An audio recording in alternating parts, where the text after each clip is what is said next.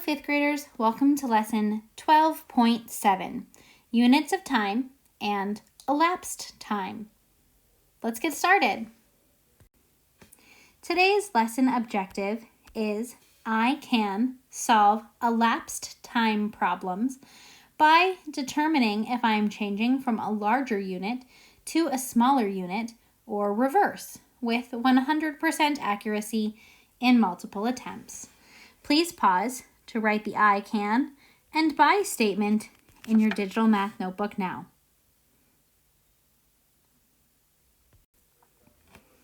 All right, fifth graders, today we're talking about units of time. We've talked about lots of different units of measurement in this unit, but now we're talking about time. Time might be one of the easiest ones for us because we use it every single day. We know that the smallest thing that we measure is a second. There are 60 seconds in 1 minute. Larger than a minute is an hour. There are 60 minutes in an hour. Larger than an hour is a day. There are 24 hours in a day. Larger than a day is a week, and larger than a week is a year. On the side, I've also included a clock showing fractional parts of an hour. We can think of an hour as 15 minutes and know that each fractional part is 1/4. So if I have half of an hour, I could say that that is 1/2 or 2/4. If I have 3/4 of an hour, that means that I have 1/4 3 times. Sometimes it's helpful to think of a clock in fractions when we're thinking about time. Let's get started. All right, watching me first. When we are converting units of time, we still need to multiply and divide. The first thing that we're going to do is change minutes into seconds. Minutes are our big unit, so that means we're going from horse to fly. When we go from horse to fly, we multiply. In each minute, there are 60 seconds, so this would be 2 times 60. We can use mental math to know that 2 times 6 is 12, and then add our 0. So 2 minutes is 160 seconds. We could also get this by doing 60 plus 60. Our next thing says we have 84 seconds. 84 seconds is not an exact amount of minutes. It's minutes and extra seconds. So I know that 1 minute is 60 seconds. So if I do 84 minus 60, that's 1 whole minute. 4 minus 0 is 4. And 8 minus 6 is 2. That means I have 1 whole 24 seconds left over. And our last conversion here says that we need to change hours to minutes. There are 60 minutes in an hour, so this would be 60 times 3. 3 times 0 is 0, and 6 times 3 is 18, so that gets us 180. So we're going to be using our same multiplying and dividing when we use measurements of time. Let's try some problems together. All right, fifth graders. Time becomes a little bit trickier when we're not just converting how many minutes are in an hour, but talking about how much time has passed. We call that elapsed time. Let's solve some elapsed time problems together.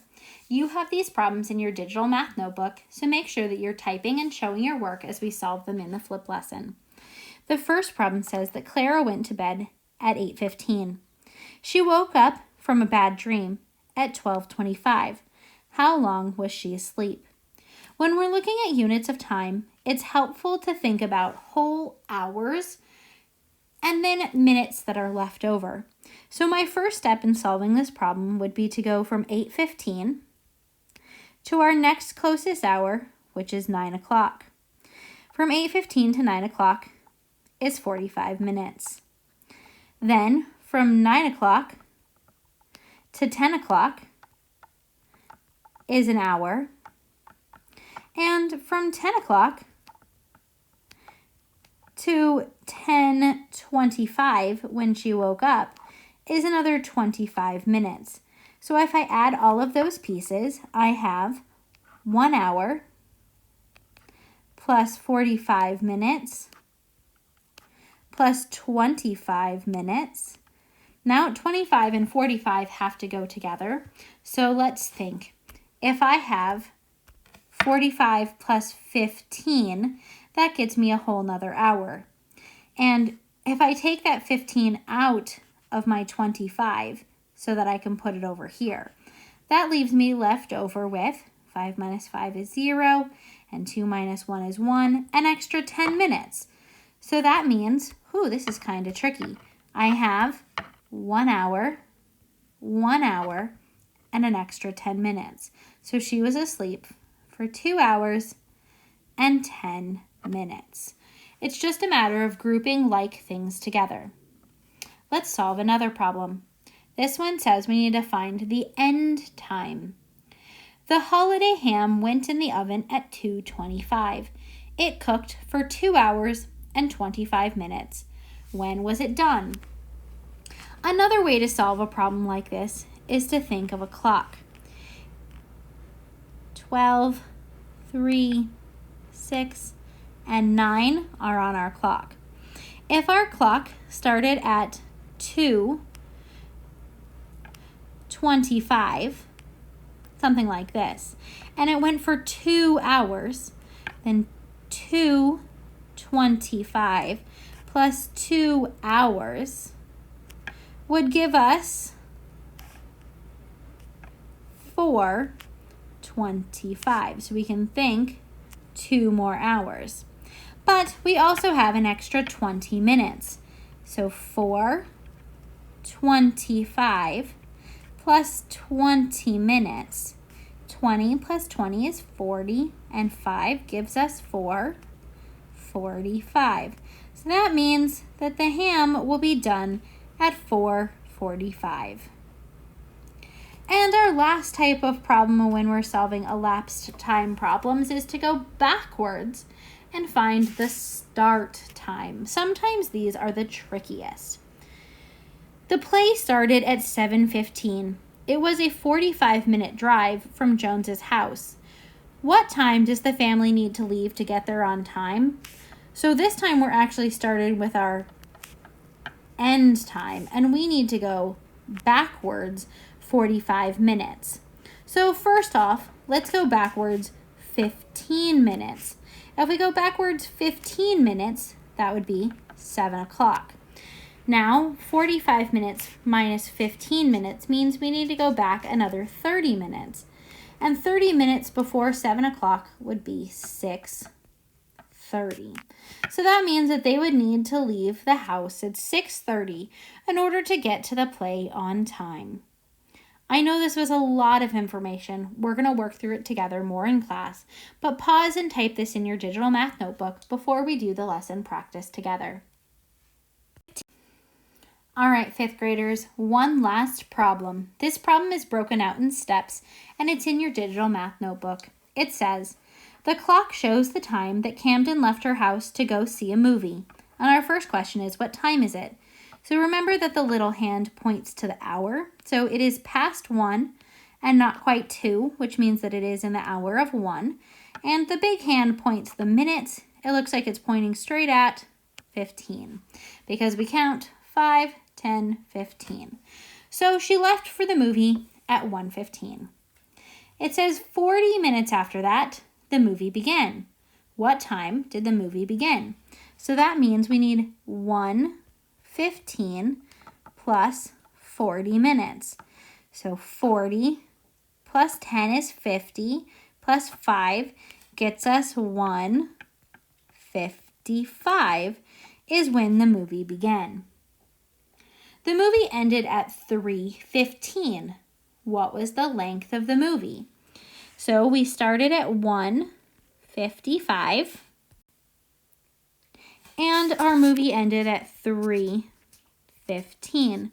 Let's see how far we can go between them. From 1:55 to the next hour, which is 2 o'clock, was only 5 minutes. But that gets us to the next hour. So now we can go from 2 o'clock to 3 o'clock. From 2 o'clock to 3 o'clock is 1 hour. And from 3 o'clock to 3:15 is 15 minutes. So that means that we had 5 minutes, 15 minutes, and 1 hour. So that in total means we had 1 hour and 20 minutes. Then it says Camden got home with 1 hour and 10 minutes after the movie ended. When did she get home? So remember that the movie ended at 3:15.